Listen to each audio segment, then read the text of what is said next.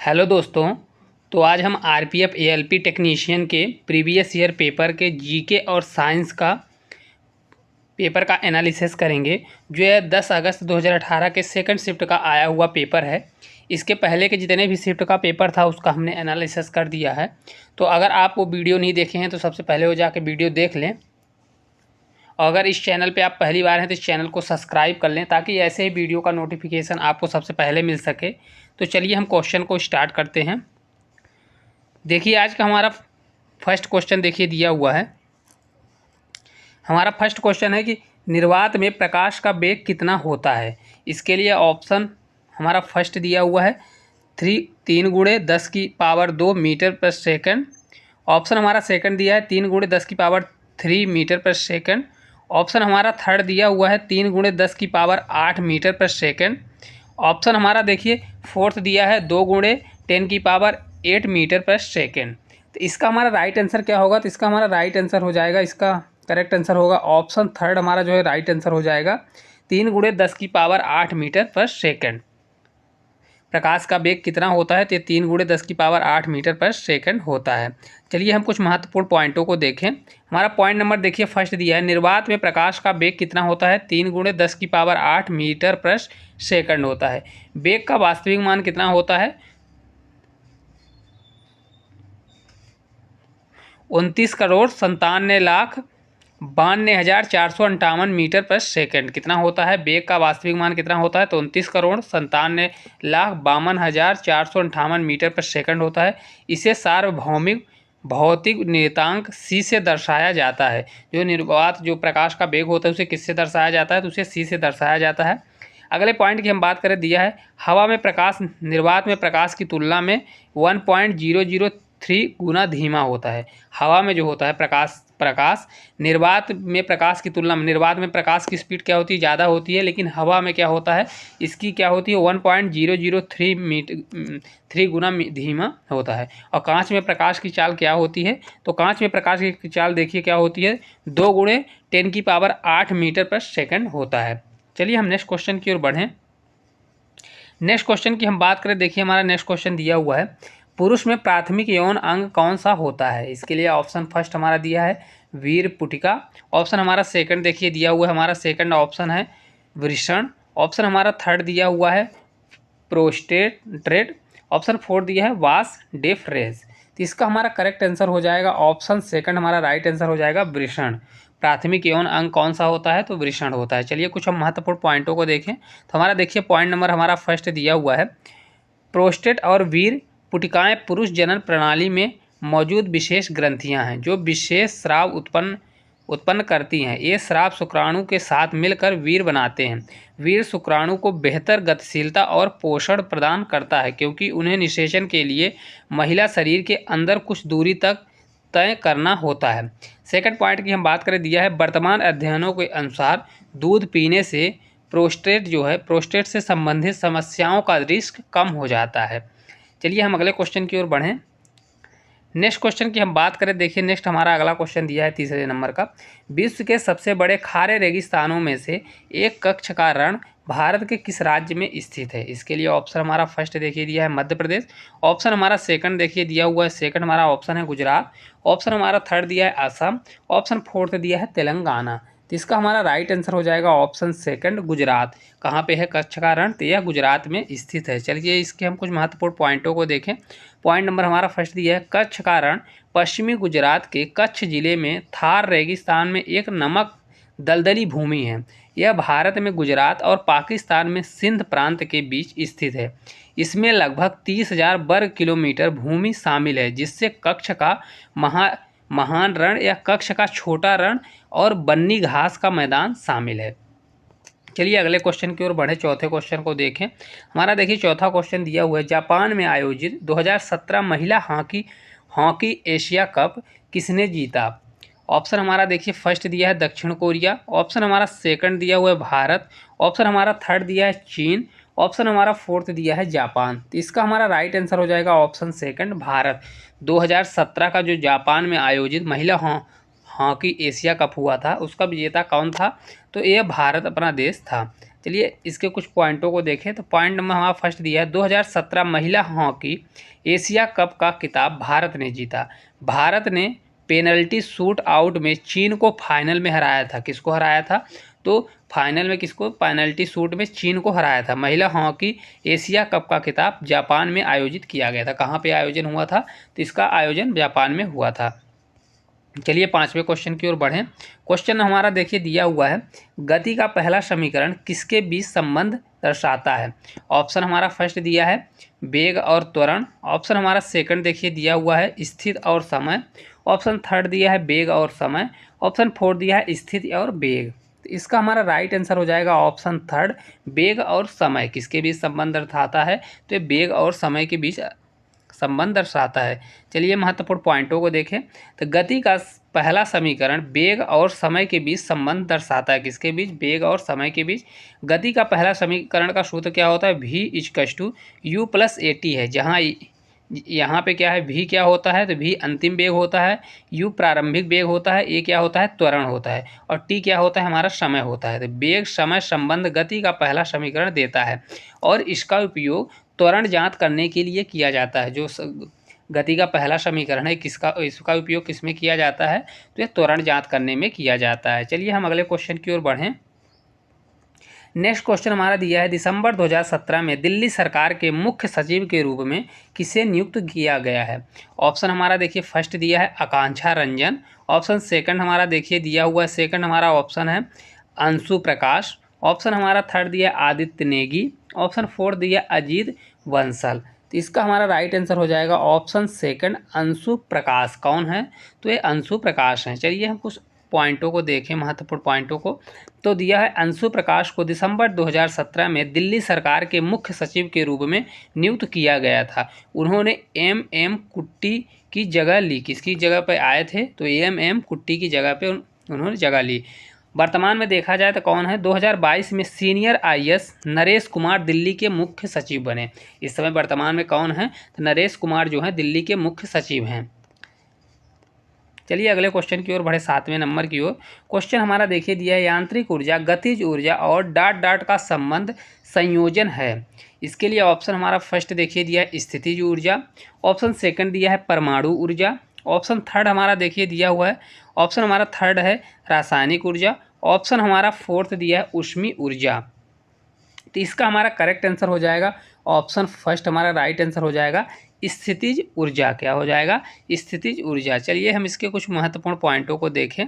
देखिए हमारा पॉइंट दिया हुआ है, यांत्रिक ऊर्जा को किसी भी वस्तु द्वारा उसकी स्थिति और गति के आधार पर कार्य करने की क्षमता के रूप में परिभाषित किया जाता है। जो यांत्रिक ऊर्जा होता है वो किसी की स्थिति और गति के आधार पर कार्य करने की क्षमता के रूप में परिभाषित किया जाता है।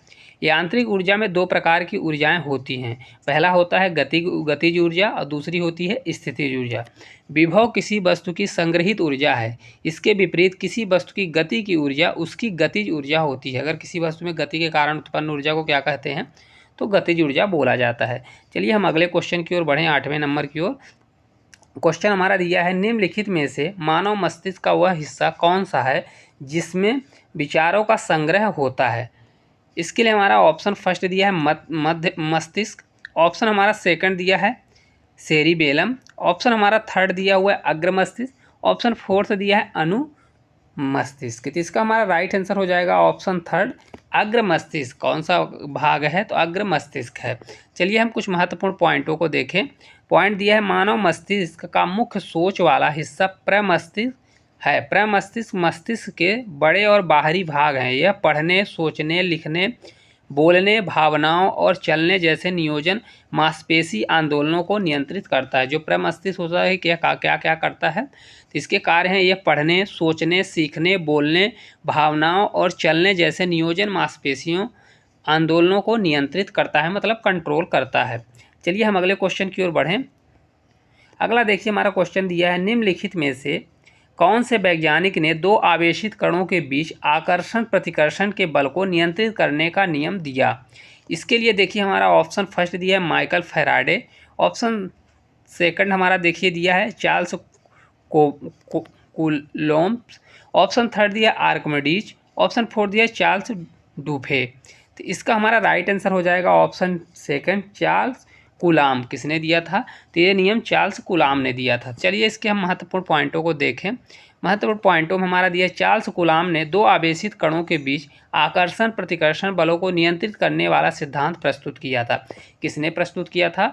तो यह चार्ल्स कूलाम ने। कूलाम के सिद्धांत के अनुसार दो आवेशित कणों के बीच आकर्षण या प्रतिकर्षण का बल आवेशित के परिणाम के गुणनफल के अनुक्रमानुपाती और दोनों आवेशों के बीच की दूरी के वर्ग के व्युत्क्रमानुपाती होता है। क्या होता है? तो अगर उनके बीच जो लगने वाला आकर्षण या प्रतिकर्षण बल है आवेशों के परिणाम के गुणनफल के अनुक्रमानुपाती होता है और आवेशों के जो बीच की दूरी है उनके व्युत्क्रमानुपाती होता है, बीच की दूरी के वर्ग के व्युत्क्रमानुपाती होता है। चलिए अगले क्वेश्चन की ओर हम बढ़ें। क्वेश्चन हमारा 10वां दिया है, रिक्त स्थान में सबसे उपयुक्त विकल्प भरें। दिया है ध्वनि की पिच इसके डॉट डॉट पर निर्भर करती है। ध्वनि की जो पिच होती है किस पर निर्भर करती है? ऑप्शन हमारा देखिए फर्स्ट दिया है आयाम पर, ऑप्शन हमारा सेकंड दिया है लय पर, ऑप्शन हमारा थर्ड दिया है तरंग दैर्ध्य पर, ऑप्शन फोर्थ दिया है आवृत्ति पर। इसका हमारा करेक्ट आंसर होगा ऑप्शन फोर्थ, आवृत्ति पर। ध्वनि की पिच क्या होती है? आवृत्ति पर निर्भर करती है।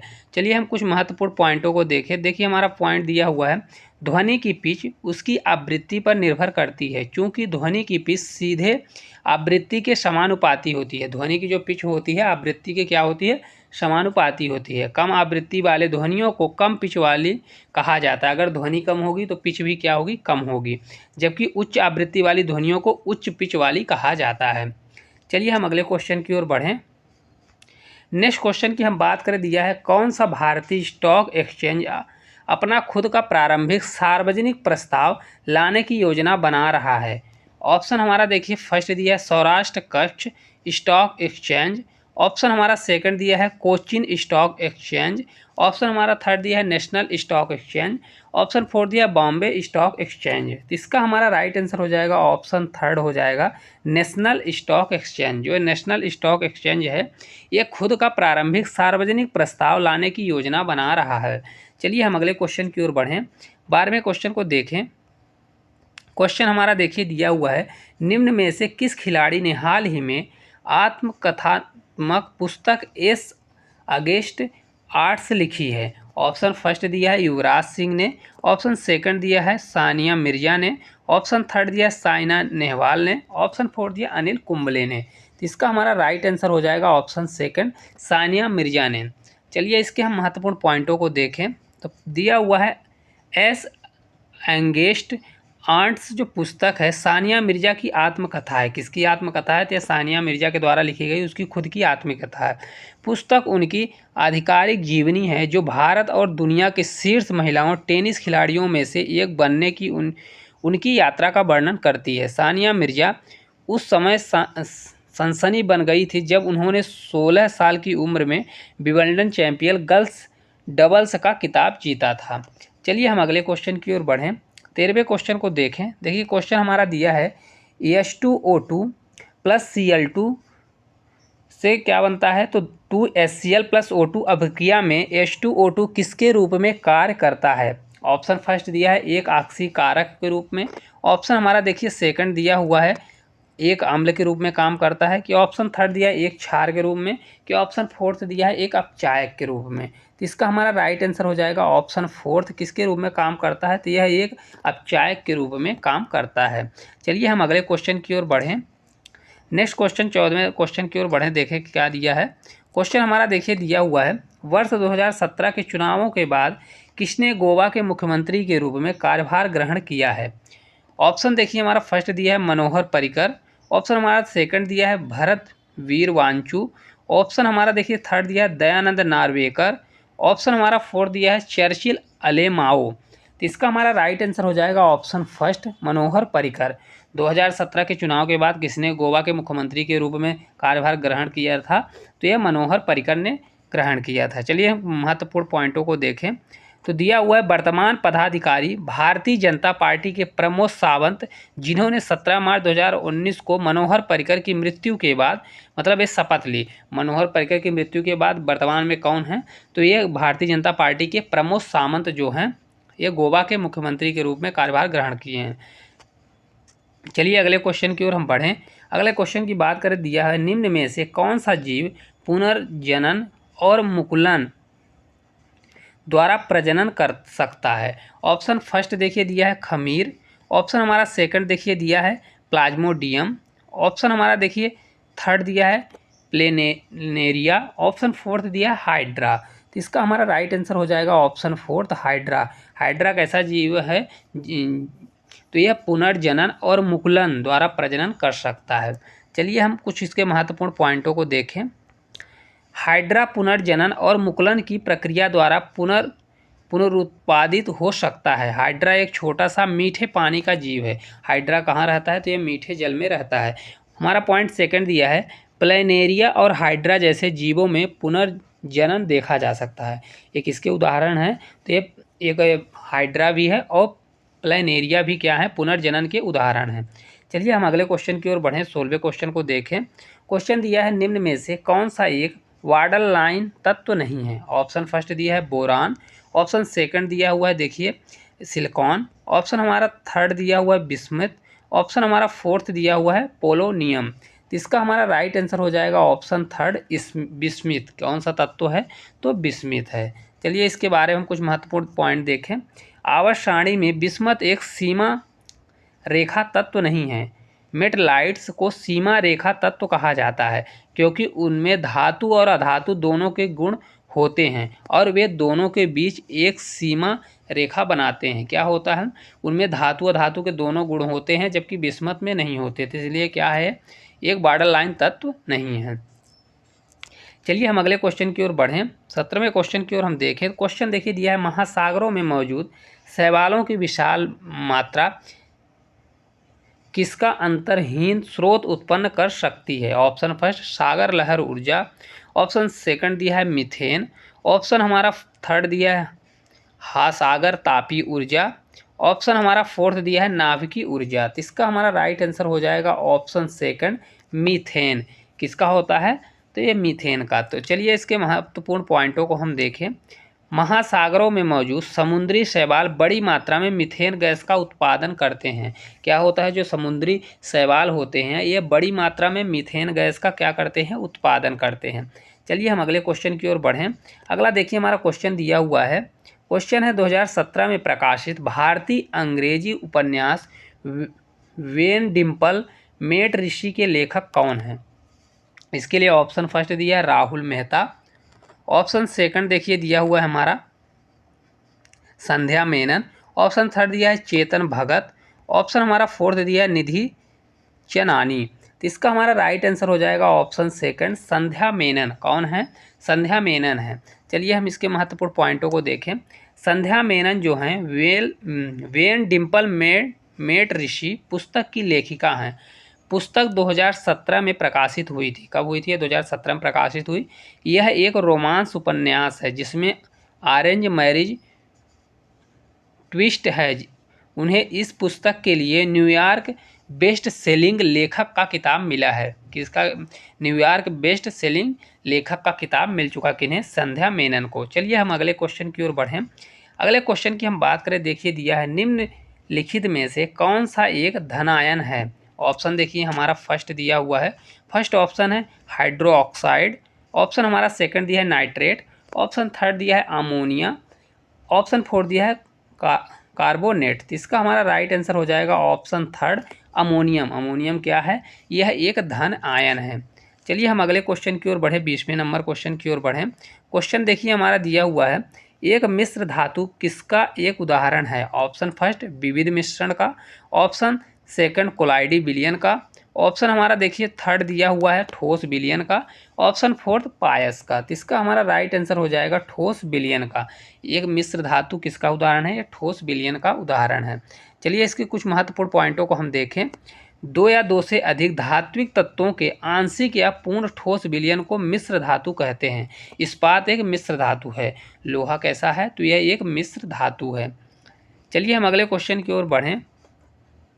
क्वेश्चन की हम बात करें, देखिए 21वें नंबर का दिया है जब मैग्नीशियम रिबन हवा में जलाया जाता है तो कौन सा यौगिक उत्पन्न होता है।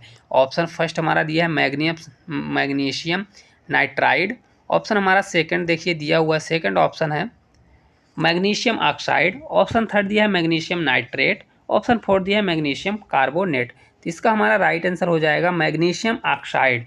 क्या होता है, रिबन हवा में जलाया जाता है जब मैग्नीशियम रिबन को, तो मैग्नीशियम ऑक्साइड की क्या होता है, यौगिक उत्पन्न होता है। चलिए हम अगले क्वेश्चन की ओर बढ़ें, 22वें नंबर क्वेश्चन की ओर। क्वेश्चन नंबर हमारा देखिए 22वां दिया हुआ है। क्वेश्चन है कि यौन प्रजनन में माता पिता का योगदान होता है। ऑप्शन फर्स्ट अपने जीन का 1/4 हिस्सा, ऑप्शन सेकंड सभी जीन, ऑप्शन थर्ड देखिए दिया है अपने जीन का 3/4 हिस्सा, ऑप्शन हमारा फोर्थ देखिए दिया हुआ है अपने जीन का आधा हिस्सा। तो इसका हमारा राइट आंसर हो जाएगा ऑप्शन फोर्थ, अपने जीन का आधा हिस्सा। यौन प्रजनन में माता पिता का क्या योगदान होता है, अपने जीन का आधा आधा हिस्सा होता है। चलिए हम अगले क्वेश्चन की ओर बढ़ें। क्वेश्चन नंबर हमारा देखिए 23वां दिया हुआ है। न्यूटन द्वारा गणित की निम्नलिखित शाखाओं में से किसका आविष्कार किया गया था। ऑप्शन हमारा देखिए फर्स्ट दिया है गणना, ऑप्शन हमारा सेकंड देखिए दिया है तर्क, ऑप्शन हमारा थर्ड दिया है ज्यामिति, ऑप्शन फोर्थ दिया है बीज गणित। इसका हमारा राइट आंसर हो जाएगा ऑप्शन फर्स्ट गणना। न्यूटन द्वारा गणित की कौन सी शाखाओं में आविष्कार किया गया है, तो यह गणना के क्षेत्र में आविष्कार किया गया है। अगले क्वेश्चन की हम बात करें, देखिए 24वें नंबर का हमारा क्वेश्चन दिया हुआ है। क्वेश्चन हमारा है कि गोलाकार दर्पण की प्रतिबिंब सतह के केंद्र को क्या कहा जाता है। ऑप्शन फर्स्ट दिया है फोकस, ऑप्शन सेकंड हमारा देखिए दिया हुआ है पोल या ध्रुव, ऑप्शन थर्ड दिया है त्रिज्या, ऑप्शन फोर्थ दिया है वक्रता का केंद्र। तो इसका हमारा राइट आंसर हो जाएगा ऑप्शन सेकंड पोल या ध्रुव। गोलाकार दर्पण की प्रतिबिंब सतह के केंद्र को क्या कहा जाता है, तो इसे पोल या ध्रुव बोला जाता है। चलिए हम अगले क्वेश्चन की ओर बढ़ें, 25वें नंबर का क्वेश्चन को देखें। क्वेश्चन हमारा देखिए दिया निम्नलिखित में से कौन सा कथन प्रयोग करने के लिए गलत होगा। ऑप्शन फर्स्ट दिया है एक तत्व का एक परमाणु, ऑप्शन सेकंड दिया एक यौगिक का एक परमाणु, ऑप्शन देखिए हमारा थर्ड दिया एक यौगिक का एक मोल, ऑप्शन हमारा फोर्थ दिया एक तत्व का एक मोल। तो इसका हमारा राइट आंसर हो जाएगा ऑप्शन फर्स्ट एक तत्व का एक परमाणु। क्या है, कौन सा कथन गलत दिया, कथन का प्रयोग करने के लिए गलत दिया हुआ है, एक तत्व का एक परमाणु। चलिए हम अगले क्वेश्चन की ओर बढ़ें, 26वें नंबर क्वेश्चन को देखें तो क्या दिया हुआ है। हमारा क्वेश्चन देखिए दिया हुआ है वास्तुकला में मुख्य रूप से चैत्य विहार स्फूत और स्तंभ होते हैं। Option first Mughal, option second Hindu, option third दिया है बौद्ध, ऑप्शन फोर्थ दिया है मौर्य। और इसका हमारा राइट आंसर हो जाएगा ऑप्शन फर्स्ट मुगल। ये कौन से काल में है, तो ये मुगल स्तंभ होते हैं। मुगल में कौन कौन से चैत्य विहार स्फूत और स्तंभ होते हैं। चलिए हम अगले क्वेश्चन की ओर बढ़ें। क्वेश्चन नंबर हमारा देखिए 27वां दिया हुआ है। क्वेश्चन है कि रिजर्व बैंक के गवर्नर के रूप में अपना कार्यकाल समाप्त होने के बाद संयुक्त राज्य अमेरिका के कौन से विश्वविद्यालय में रघुराम राजन ने वित्त के प्रोफेसर के रूप में कार्यभार संभाला। ऑप्शन फर्स्ट हमारा देखिए दिया है Columbia business school New York, option हमारा देखिए सेकंड दिया है बार्कले हास कैलिफोर्निया, ऑप्शन थर्ड दिया है booth school Chicago, option fourth दिया है हार्वर्ड बिजनेस स्कूल बोस्टन। तो इसका हमारा राइट आंसर होगा option third booth school Chicago. कहाँ पे उन्होंने ज्वाइन किया, तो ये बूथ स्कूल शिकागो में। जो रिजर्व बैंक आरबीआई के अपना कार्यकाल समाप्त होने के बाद संयुक्त राज्य अमेरिका यूएसए में बूथ स्कूल शिकागो में रघुराम राजन ने वित्त के प्रोफेसर के रूप में कार्यभार संभाला। चलिए अगले क्वेश्चन की ओर हम बढ़ें। हमारा 28वां क्वेश्चन देखिए दिया हुआ है। क्वेश्चन हमारा है भारतीय पुरुष वॉलीबॉल टीम के कप्तान कौन है फरवरी मतलब 2018 के हिसाब से। ऑप्शन हमारा देखिए फर्स्ट दिया है नवजीत सिंह, ऑप्शन हमारा देखिए सेकंड दिया हुआ है GR वैष्णव, ऑप्शन हमारा थर्ड दिया है गुरिंदर सिंह, ऑप्शन फोर्थ दिया है के उदय कुमार। तो इसका हमारा राइट आंसर हो जाएगा ऑप्शन थर्ड कौन है, गुरिंदर सिंह। तो इसका हमारा राइट आंसर क्या होगा, गुरिंदर सिंह हो जाएगा। अगर ये वीडियो आपको अच्छी लगी हो तो वीडियो को लाइक और चैनल को सब्सक्राइब जरूर करें। Thank you.